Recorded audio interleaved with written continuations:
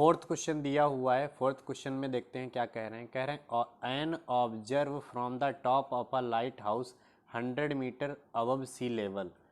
ज़्यादातर आप लोगों ने देखा होगा कि जो समुद्र होता है उसके किनारे बहुत सारे लाइट हाउस लगे हुए होते हैं। तो कह रहे हैं कि एक लाइट हाउस जो है समुद्र के किनारे लगा हुआ है जो कि सी लेवल मतलब समुद्र की लेवल से कितना ऊपर है, 100 मीटर ऊपर है। ठीक है, तो वही बोला गया है। कह रहे हैं the angle of depression of the ship. अब क्या है, इस लाइट हाउस से किया क्या जाता है, तो जो समुद्र में हमारे शिप होते हैं उन पर थोड़ी नज़र रखी जाती है।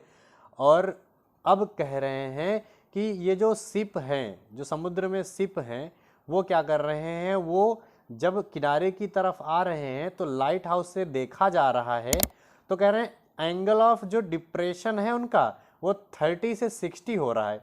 फिगर से अगर समझें तो कहने का मतलब ये है कि जैसे यहाँ पर ये हमारा लाइट हाउस है, ये हमारा जैसे लाइट हाउस बना हुआ है, तो इसके टॉप से और यहाँ पर ये क्या है, ये जैसे हमारा समुद्र इधर की तरफ है पूरा इस तरीके से। तो कह रहे हैं टॉप से देख रहे हैं और ये हमारा लाइट हाउस है ना, जहाँ से हम लोग देख रहे हैं ये 100 मीटर अबव मतलब समुद्र की लेवल से कितना ऊपर है, तो 100 मीटर ऊपर है। ठीक है, अब क्या बोला जा रहा था कि इस पॉइंट से लाइट हाउस के टॉप से देखा जा रहा है समुद्र में, तो एक शिप का एंगल ऑफ एलिवेशन जो है पहले कितना था, 30 डिग्री था। एंगल ऑफ डिप्रेशन, एलिवेशन नहीं डिप्रेशन दिया हुआ है, तो क्वेश्चन में कह रहे पहले जो एंगल ऑफ डिप्रेशन था वो कितना था, 30 डिग्री था। और उसके बाद में क्या हुआ, ये शिप ना यहाँ पर समझ लो इस तरीके से शिप यहाँ पर है। ठीक है, अब ये जो शिप है ये बढ़ता हुआ और इधर ही चला आया, समझ लो यहाँ पर आ गया। ठीक है, तो कह रहे हैं ये जो एंगल ऑफ डिप्रेशन है ना चेंज हो गया, और चेंज होके कितना हो गया, तो ये जो वैल्यू आई है ये पूरी वैल्यू, एक मिनट, ये जो अब एंगल बन रहा है ये वाला, ये कितना बन रहा है, तो ये बन रहा है 60 डिग्री। ठीक है, पहले कितना था, तो पहले ही इतना था 30 डिग्री, और उसके बाद में वो एंगल 30 से 60 हो गया जब ये जो जहाज था हमारा शिप था ये यहाँ से यहाँ पर आ गया। ठीक है, अब हमसे पूछा क्या जा रहा है, तो पूछ रहे हैं determine the distance travelled by the ship. अब ये जो शिप था यहाँ से यहाँ तक आ गया, तो ये कितनी डिस्टेंस कवर करके आ गया, यही चीज़ हमें निकालनी है। तो देखो ये हाइट तो दी हुई है, ये डिस्टेंस हमें पता करनी है, और इतनी ये डिस्टेंस भी नहीं दी हुई है, तो ऐसा करते हैं इतने को हमने x मान लिया तो इतने को हम लोग y मान लेते हैं। और अब इस क्वेश्चन को सॉल्व करते हैं। सॉल्व करने के लिए सबसे आसान तरीका मैंने आप लोगों को क्या बताया है कि ये जो ट्राइंगल दिए हैं इन्हें हम अलग अलग बना लेंगे। लेकिन देखो क्वेश्चन में क्या दिया हुआ है, देखो ये हमें मिला 30 डिग्री। ठीक है, तो अगर इस ट्राइंगल को देखें, इस लाइन को देखो, ये अगर 30 डिग्री है तो ये एंगल भी तो हमारा 30 डिग्री होगा। ट्राइंगल प्रॉपर्टी आप लोगों ने पढ़ी होंगी कि अल्टरनेट जो इंटीरियर एंगल होते हैं आपस में इक्वल होते हैं। अगर दो पैरेलल लाइन है तो अल्टरनेट इंटीरियर एंगल होंगे तो वो तो क्या होंगे, इक्वल होंगे। तो ये 30 है तो ये भी 30 हो जाएगा। इसी तरीके से अगर ये पूरा 60 है तो इस लाइन के साथ अगर नीचे आ जाए तो ये भी हमारा क्या हो जाएगा, 60 हो जाएगा। ठीक है, अब इन दोनों को हम अलग अलग बनाते हैं। सबसे पहले 30 डिग्री वाला बनाते हैं, ये हमारा है 30 डिग्री, और 30 डिग्री के लिए बेस क्या हो जाएगा, बेस यहाँ से लेकर यहाँ तक हो जाएगा, मतलब x प्लस वाई। हाइट क्या हो जाएगी 100। दूसरा वाला ट्राइंगल बनाते हैं। दूसरे वाले ट्राइंगल में कितना एंगल है, 60 डिग्री है, हाइट 100 ही है, और बेस इसके लिए क्या हो जाएगा, y हो जाएगा। ठीक है, अब हमें क्या करना है, दोनों पर क्या करना है, देखो हाइपोटेनस से हमें कोई लेना देना नहीं, तो बेस और परपेंडिकुलर दिया है, पता है हमें tan लगाना पड़ेगा क्वेश्चन सॉल्व करने के लिए। तो सॉल्व करते हैं।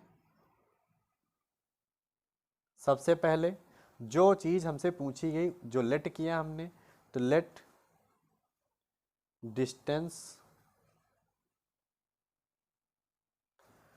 Travelled by the ship. Ship कितना ट्रेवल करके गई वो हमने क्या माना है, x मीटर माना है। ठीक है, इसके बाद में गिवन क्या है उसको भी लिख सकते हैं आप लोग। गिवन क्या है, तो हाइट दी हुई है किसकी, लाइट हाउस की, height of lighthouse equals to 100 metre. ठीक है, अब अप्लाई करते हैं tan। तो हमें पता है कि tan थीटा क्या होता है, तो tan थीटा होता है परपेंडिकुलर अपॉन बेस। ठीक है, एक बार एंगल हम 60 डिग्री रखेंगे तो मिलेगा क्या, 100 अपॉन वाई मिलेगा ना। अगर 60 डिग्री रखें तो 100 अपॉन वाई मिलेगा, और अगर 30 डिग्री रखेंगे तो 100 अपॉन एक्स प्लस वाई मिलेगा। तो नेक्स्ट पेज पर कर रहे हैं, जब हम when theta equals to 60 degree, जब 60 डिग्री अप्लाई करेंगे तो tan 60 कितना हो जाएगा, 100 अपॉन वाई हो जाएगा। और 60 की वैल्यू होती कितनी है, तो 60 की वैल्यू होती है √3, इधर है 100 अपॉन वाई, वाई को इधर लेकर आ जाओ तो y अंडर √3 इक्वल्स टू 100, √3 को इधर भेज दो, y इक्वल्स टू 100 अपॉन √3। इसे इक्वेशन 1 मान लो। ठीक है, अब क्वेश्चन में क्या दिया था, 30 डिग्री रखना है। When theta equals to 30 degree, अगर 30 डिग्री रखेंगे तो tan 30 क्या हो जाएगा, tan 30 equals to 100 upon x plus y हो जाएगा। ठीक है, और tan 30 की वैल्यू कितनी होती है, तो 1 अपॉन √3 होती है। इधर कितना है, 100 upon x plus y, cross multiply कर लेते हैं तो ये वैल्यू 1 के साथ मल्टीप्लाई हो जाएगी, तो x plus y equals to, और 100 ये √3 के साथ मल्टीप्लाई हो जाएगा तो 100 √3। ठीक है, अब देखो y की वैल्यू क्या है, 100 अपॉन √3, इसको यहाँ पर पुट कर दो। तो चाहे यहाँ पर लिख लो फ्रॉम 1, क्या हमने किया, x प्लस वाई की प्लेस पर हमने वैल्यू पुट कर दी। इधर क्या है, 100 √3, इस वैल्यू को उधर भेज दो, x equals to 100 √3 minus 100 upon √3। इसको एलसीएम लेके सॉल्व करेंगे तो एलसीएम हमारा √3 ही रहेगा। अब देखो इसके नीचे √3 नहीं है तो ये √3 इसके साथ मल्टीप्लाई हो जाएगा, और √3 मल्टीप्लाई हो जाएगा तो 3 मिलेगा, तो 100 इंटू 3 माइनस इसके नीचे √3 पहले से ही है तो हमें सिर्फ 100 यहाँ लिख देना होगा। x इक्वल्स टू ये 300 हो जाएगा माइनस 100 हो जाएगा, नीचे कितना है, √3 है, तो x की वैल्यू 200 अपॉन √3। अगर √3 हमें हटाना है तो ऊपर नीचे √3 मल्टीप्लाई करना होगा।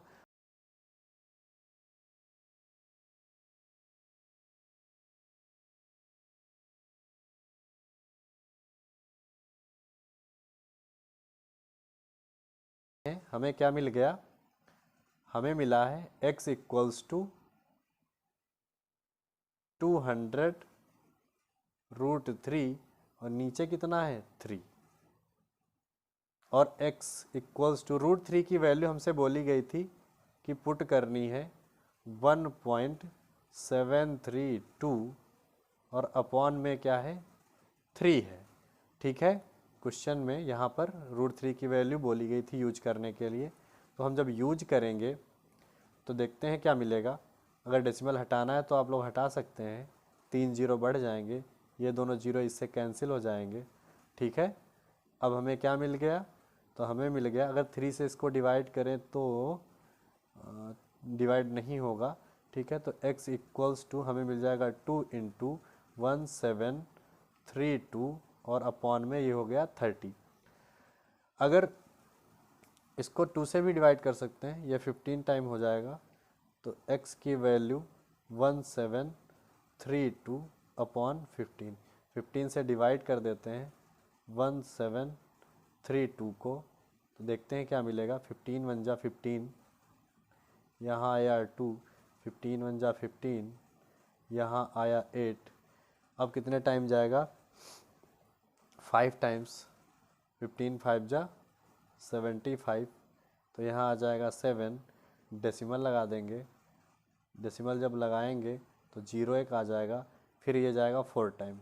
तो हमें x की वैल्यू जो मिल गई वो कितनी है 115.4 मीटर। तो यहाँ पर x की वैल्यू इस तरीके से हम लोग फाइंड कर लेंगे और यही हमारा आंसर हो जाएगा। फिफ्थ क्वेश्चन दिया हुआ है। फिफ्थ क्वेश्चन में कह रहे हैं a kite is flying at a height of 75 metre from the level ground attached to a string inclined at 60 degree to the horizontal. Find the length of the string assuming that is no slack in it. अब देखो question में क्या कह रहे हैं, एक पतंग ना यहाँ पर जैसे उड़ रही है, तो जैसे ये हमारी पतंग है यहाँ पर, ठीक है, कुछ इस तरीके से, ठीक है। तो ये पतंग ना कह रहे हैं कितनी हाइट पर उड़ रही है, 75 मीटर हाइट पर उड़ रही है ग्राउंड से। तो ग्राउंड हमारा, जैसे ग्राउंड हमारा यहाँ मान लो यहाँ पर ग्राउंड है, तो ग्राउंड से कितना मीटर ऊपर, 75 मीटर ऊपर ये पतंग उड़ रही है, कुछ इस तरीके से, यहाँ तक है समझ लो। अब क्वेश्चन में आगे क्या कह रहे हैं, तो कह रहे हैं कि ये जो पतंग है ना ये अटैच्ड है किससे, स्ट्रिंग से, मतलब डोरी से अटैच्ड है, कितने एंगल पर, 60 डिग्री पर। भाई पतंग अगर ये हमारी है तो ये अटैच होगी जिस डोरी से, वो कुछ डोरी इस तरीके की होगी, और इस डोरी से जो ये अटैच्ड है तो ये डोरी ना इसके साथ एंगल कितने डिग्री का बना रही है, 60 डिग्री का एंगल बना रही है, ठीक है। तो क्वेश्चन में क्या करें, find the length of the string. तो ये जो लेंथ मिली है ना ये हमें चाहिए, ये चीज़ हमें पता करनी है कि ये कितनी आएगी, ठीक है। ये जो वैल्यू है ना L, यही हमें पता करनी है कि ये जो स्ट्रिंग होगी ये कितनी लंबी होगी, ठीक है। तो देखो इसमें ना बेस नहीं दिया है, हमें क्या पता करना है, और हाइट दी हुई है। तो क्वेश्चन में एक चीज़ हमने शुरुआत में ही ट्रिग्नोमेट्री में पढ़ी थी कि LAL अपॉन क्या होता है KKA, या आप लोगों को मैंने बताया है ऐसे भी लिख सकते हैं कि पाकिस्तान भूखा प्यासा और हिंदुस्तान हरा भरा, ये पहले ही मैं पढ़ा चुका हूँ ट्रिग्नोमेट्री में। तो ये जो टर्म होता है ये किसका होता है, मैंने बोला है कि ये साइन का होता है, नेक्स्ट वाला किसका होता है, कॉज का होता है, फिर किसका होता है, टैन का होता है, ठीक है। और अगर नीचे से चलते हैं तो ये किसका हो जाता है, कॉसेक का होता है, ये किसका होता है, सेक का होता है, ये किसका होता है, कॉट का होता है। तो क्वेश्चन में क्या गिवन है, क्वेश्चन में हमें दिया है 75, ये क्या है, ट्राइंगल में अगर हम देखते हैं पाइथागोरस थ्योरम के हिसाब से तो ये हमारा परपेंडिकुलर होता है, ये हमारा हाइपोटेनस होता है। तो इन्हीं दोनों से हम क्या करेंगे, एल की वैल्यू निकालने की कोशिश करेंगे, लेकिन परपेंडिकुलर और हाइपोटेनस साइन में आता है कि कॉज में आता है कि टैन में आता है, ये हमें देखना होगा। तो देखो परपेंडिकुलर और हाइपोटेनस ही तो चाहिए, तो परपेंडिकुलर और हाइपोटेनस किस में आ रहे हैं, साइन में आ रहे हैं या कॉसेक में आ रहे हैं। तो हम साइन भी अप्लाई कर सकते हैं, कॉसेक भी अप्लाई कर सकते हैं। तो ऐसा करते हैं, हम साइन अप्लाई करते हैं, और साइन होता क्या है, परपेंडिकुलर अपॉन हाइपोटेनस। ये चीज़ अप्लाई करेंगे तो हमें एल की वैल्यू मिल जाएगी। देखते हैं कैसे अप्लाई करेंगे।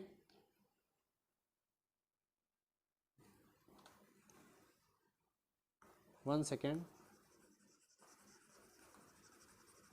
देखो तो क्वेश्चन में जो चीज़ हमने लेट की, एल यहाँ पर लेट किया है सबसे पहले, तो लेट लेंथ ऑफ स्ट्रिंग, जो हमने लेट किया उसे जरूर लिखेंगे, क्या लेट किया हमने, एल किया, ठीक है। और जो गिवन है उसे भी यहाँ पर लिख लो। गिवन क्या है, गिवन है जो हाइट है वो गिवन है, हाइट कितनी है 75 मीटर, थीटा कितना है 60 डिग्री दिया हुआ है। क्या हमने बोला क्या अप्लाई करना है, साइन थीटा।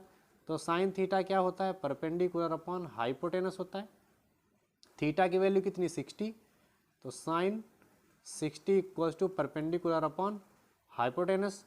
60 की वैल्यू कितनी होती है, और इधर वैल्यू पुट कर लेते हैं, एक सेकेंड, ये परपेंडिकुलर और हाइपोटेनस की बजाय हम लोग वैल्यू पुट कर लेंगे। तो परपेंडिकुलर की वैल्यू कितनी है भाई, 60 अप्लाई कर रहे हैं, तो परपेंडिकुलर सामने वाला ये हुआ ना, तो 75, और हाइपोटेनस क्या है, एल है ना, तो एल पुट कर दो यहाँ पर।